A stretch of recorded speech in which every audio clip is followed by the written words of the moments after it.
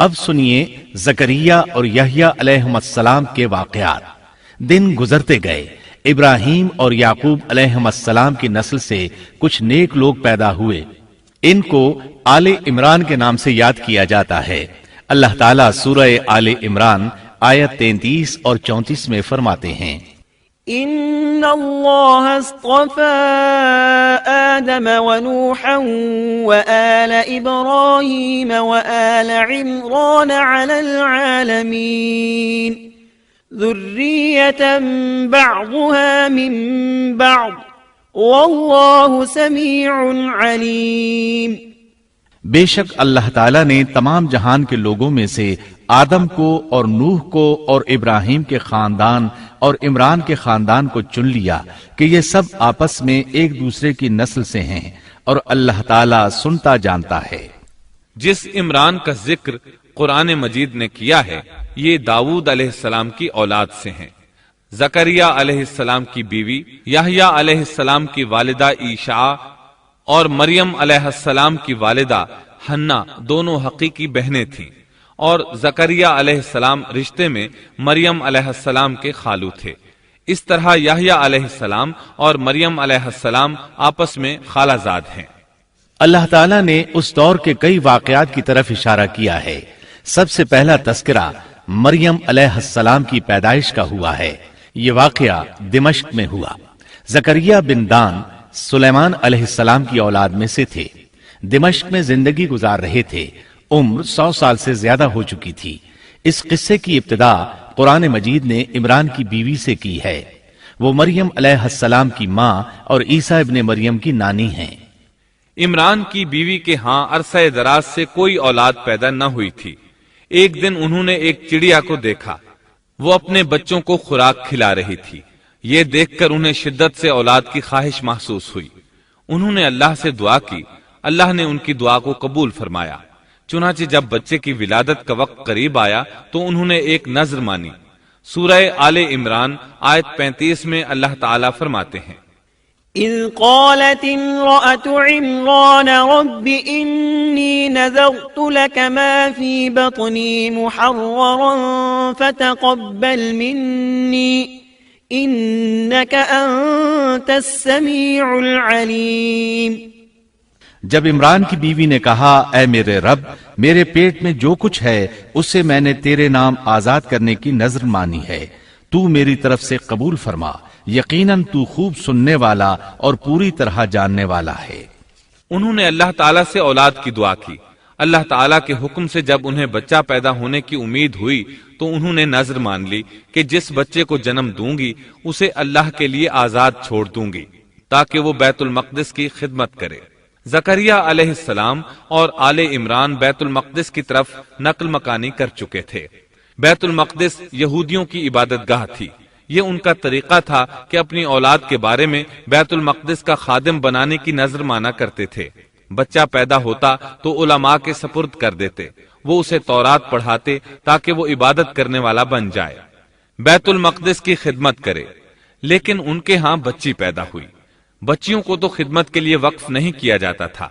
سورہ آل عمران آیت 36 میں ہے، فلما وضعتها قالت رب إني وضعتها أنثى والله أعلم بما وضعت وليس الذكر كالأنثى وإني سميتها مريم وإني أعيذها بك وذريتها من الشيطان الرجيم۔ جب بچی پیدا ہوئی تو کہنے لگیں، پروردگار میرے ہاں تو لڑکی ہوئی ہے، اللہ تعالیٰ کو خوب معلوم ہے کہ کیا اولاد ہوئی ہے، اور لڑکا لڑکی جیسا نہیں، میں نے اس کا نام مریم رکھا ہے، میں اسے اور اس کی اولاد کو شیطان مردود سے تیری پناہ میں دیتی ہوں۔ عمران کی بیوی حیرت میں پڑ گئیں کہ انہوں نے تو نذر مان رکھی ہے اور اب لڑکی کو تو بیت المقدس کی خدمت کے لیے وقف نہیں کیا جا سکتا۔ ان کے خاوند عمران بیت المقدس کے عابدوں میں سے تھے۔ بیوی نے ان سے مشورہ کیا، طے ہوا کہ بچی کو ہی خدمت کے لیے وقف کر دیا جائے۔ عمران کی بیوی بچی کو بیت المقدس میں لے آئیں۔ جس بچے کو وقف کرنا ہوتا تھا اس کی کفالت کوئی عالم کرتا تھا۔ عابدوں میں اس وقت یہ جھگڑا پیدا ہوا کہ اس بچی کی کفالت کون کرے گا۔ اس کے لیے آخر یہ طریقہ طے کیا گیا کہ وہ سب اپنا اپنا قلم پانی میں پھینکیں گے، جس کے قلم پر کچھ ظاہر ہو وہ اس کا کفیل بن جائے گا۔ چنانچہ سب نے اپنے قلم پھینک دیے، وہ پانی کے بہاؤ کے ساتھ بہنے لگے، جبکہ زکریا علیہ السلام کا قلم پانی کے بہاؤ کی مخالف سمت بہنے لگا۔ اللہ تعالیٰ سورہ آل عمران آیت 44 میں فرماتے ہیں، وما كنت لديهم إذ يلقون أقلامهم أيهم يكفل مريم وما كنت لديهم إذ يختصمون۔ تو ان کے پاس نہ تھا جبکہ وہ اپنے قلم ڈال رہے تھے کہ مریم کو ان میں سے کون پالے گا، اور نہ تو ان کے جھگڑے کے وقت ان کے پاس تھا۔ اس طرح زکریا علیہ السلام کفیل قرار پائے۔ مریم علیہ السلام نے بہت اچھی پرورش پائی، وہ بہت تیزی سے پروان چڑھی۔ آپ کا جسم مضبوط اور خوبصورت تھا، بہت نیک اور عبادت گزار تھی، عورتوں میں سب سے زیادہ سچ بولنے والی تھی۔ اللہ تعالیٰ نے انہیں اپنی کرامات سے نواز رکھا تھا۔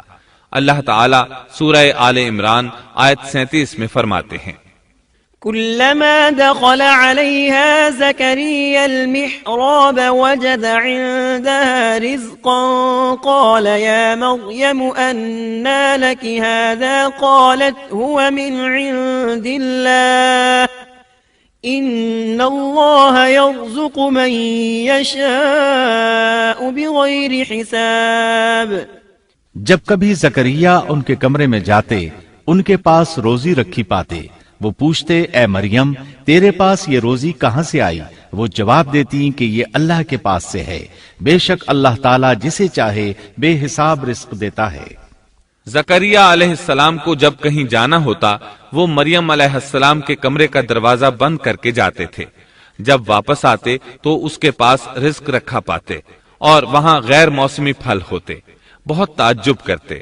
مریم علیہ السلام انہیں بتاتی یہ پھل اللہ تعالیٰ نے آسمان سے نازل کیے ہیں۔ اللہ تعالیٰ سورۃ المائدہ آیت 75 میں فرماتے ہیں، وَأُمُّهُ صِدِّيقَةٌ، اور عیسیٰ کی والدہ ایک راست باز عورت تھیں، اسی لیے ان کے ہاتھ پر بہت سی کرامات ظاہر ہو رہی تھی۔ ان کی فضیلت سورہ آل عمران آیت 42 میں ان الفاظ میں آئی ہے، وَإِذْ قَالَتِ الْمَلَائِكَةُ يَا مَرْيَمُ إِنَّ اللَّهَ اصْطَفَاكِ وَطَهَّرَكِ وَاصْطَفَاكِ عَلَى نِسَاءِ الْعَالَمِينَ۔ اور جب فرشتوں نے کہا اے مریم اللہ تعالیٰ نے تجھے برگزیدہ کر لیا اور تجھے پاک کر دیا اور سارے جہان کی عورتوں میں سے تیرا انتخاب کر لیا۔ سورۃ المائدہ آیت 75 میں ہے، ما المسيح ابن مريم إلا رسول قد خلت من قبله الرسل وأمه صديقة۔ مسیح ابن مریم پیغمبر ہونے کے سوا اور کچھ بھی نہیں، اس سے پہلے بھی بہت سے پیغمبر ہو چکے ہیں، اس کی والدہ ایک راست باز عورت تھی۔ بخاری، مسلم، ترمذی اور نسائی کی حدیث ہے، نبی کریم صلی اللہ علیہ وسلم نے فرمایا، خیر نسائها مریم بنت عمران وخیر نسائها خدیجة بنت خویلد۔ اپنے زمانے میں مریم علیہ السلام سب سے افضل عورت تھیں اور اس امت میں خدیجہ رضی اللہ عنہا سب سے افضل عورت ہیں۔ بہت سی احادیث میں 4 عورتوں کی فضیلت آئی ہے۔ نبی صلی اللہ علیہ وسلم نے فرمایا سارے جہان کی عورتوں میں سے 4 عورتیں افضل ہیں، مریم بنت عمران، فرعون کی بیوی آسیہ، خدیجہ بنت خویلد اور فاطمہ بنت محمد رضی اللہ عنہن۔ پس ثابت ہوا کہ مریم علیہ السلام کو اللہ تعالیٰ نے بہت فضیلت عطا فرمائی تھی۔ زکریا علیہ السلام نے ان کی فضیلت دیکھی تو ان کے دل میں بھی اولاد کی خواہش پیدا ہوئی۔ وہ اس وقت تک بے اولاد تھے، عمر 100 سال سے زائد تھی، بیوی 90 سال کی تھی۔ اولاد کی شدید تمنا کے باعث انہوں نے اللہ سے دعا مانگی۔ سورہ مریم آیات 1 تا 6 میں ہے، کاف ہا یا عین صاد ذكر رحمة ربك عبده زكريا إذ نادى ربه نداء خفيا قال رب إني وهن العظم مني واشتعل الرأس شيبا ولم أكن بدعائك رب شقيا وإني خفت الموالي من ورائي وكانت امرأتي عاقرا فهب لي من لدنك وليا يرثني ويرث من آل يعقوب واجعله رب رضيا کاف ہا یا عین صاد، یہ ہے تیرے پروردگار کی اس مہربانی کا ذکر جو اس نے اپنے بندے زکریا پر کی تھی، جبکہ اس نے اپنے رب سے چپکے دعا کی تھی کہ اے میرے پروردگار، میری ہڈیاں کمزور ہو گئی ہیں، سر بڑھاپے کی وجہ سے بھڑک اٹھا ہے، لیکن میں کبھی بھی تجھ سے دعا کر کے محروم نہیں رہا۔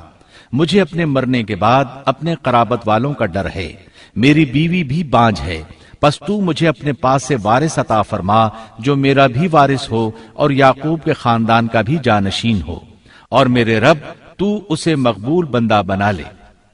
زکریا علیہ السلام اپنے دور میں اکیلے ہی نبی تھے، ان کے ورثاء اور رشتہ داروں میں کوئی قابل آدمی نہیں تھا، اس لیے انہوں نے یہ دعا کی۔ سورۃ الانبیاء آیت 90 میں اللہ تعالیٰ فرماتے ہیں فاستجبنا له ووهبنا له يحيى وأصلحنا له زوجه تو ہم نے اس کی دعا قبول فرما کر اسے یحییٰ عطا فرمایا اور ان کی بیوی کو ان کے لیے درست کر دیا۔ مطلب یہ کہ ان کا بانجھ پن دور کر دیا، پھر اللہ نے انہیں خوشخبری سنائی۔ يا زكريا إنا نبشرك بغلام اسمه يحيى لم نجعل له من قبل سميا اے زکریا، ہم تجھے ایک بچے کی خوشخبری دیتے ہیں جس کا نام یحییٰ ہے، ہم نے اس سے پہلے اس کا ہم نام کسی کو نہیں کیا۔ زکریا علیہ السلام یہ سن کر خوش بھی ہوئے اور حیران بھی، کہنے لگے قال رب أنا يكون لي غلام وكانت امرأتي عاقرا وقد بلغت من الكبر عتيا اے میرے پروردگار، میرے ہاں لڑکا کیسے ہوگا؟ میری بیوی بانجھ اور میں خود بڑھاپے کی انتہا کو پہنچ چکا ہوں۔ اللہ نے جواب میں فرمایا قال كذلك قال ربك هو علي هين وقد خلقتك من قبل ولم تك شيئا ارشاد ہوا کہ وعدہ اسی طرح ہو چکا، تیرے رب نے فرما دیا ہے کہ مجھ پر یہ بالکل آسان ہے اور میں اس سے پہلے تجھے بھی پیدا کر چکا ہوں، حالانکہ تو کچھ بھی نہ تھا۔ اس پر زکریا علیہ السلام نے عرض کی قال رب اجعل لي آیہ کہنے لگے میرے پروردگار، میرے لیے کوئی علامت مقرر فرما دے۔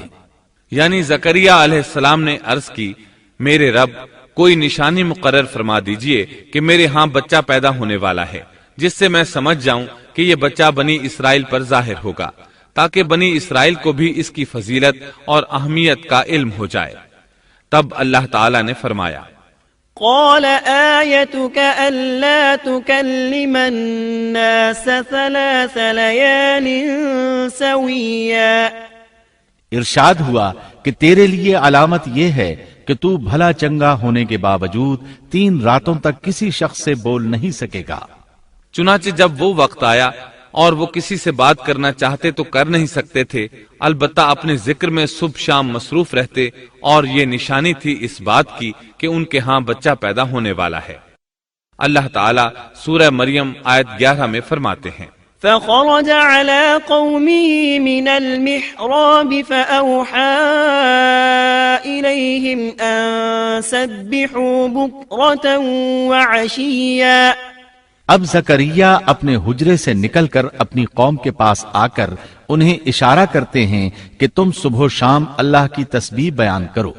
اللہ تعالیٰ سورہ آل عمران آیت 39 میں فرماتے ہیں فنادته الملائكة وهو قائم يصلي في المحراب أن الله يبشرك بيحيى مصدقا بكلمة من الله وسيدا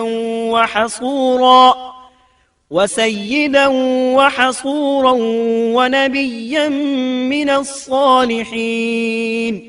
بس فرشتوں نے اسے آواز دی جبکہ وہ حجرے میں کھڑے نماز پڑھ رہے تھے کہ اللہ تعالیٰ تجھے یحییٰ کی یقینی خوشخبری دیتا ہے جو اللہ تعالیٰ کے کلمے کی تصدیق کرنے والا سردار، ضابط نفس اور نبی ہے نیک لوگوں میں سے.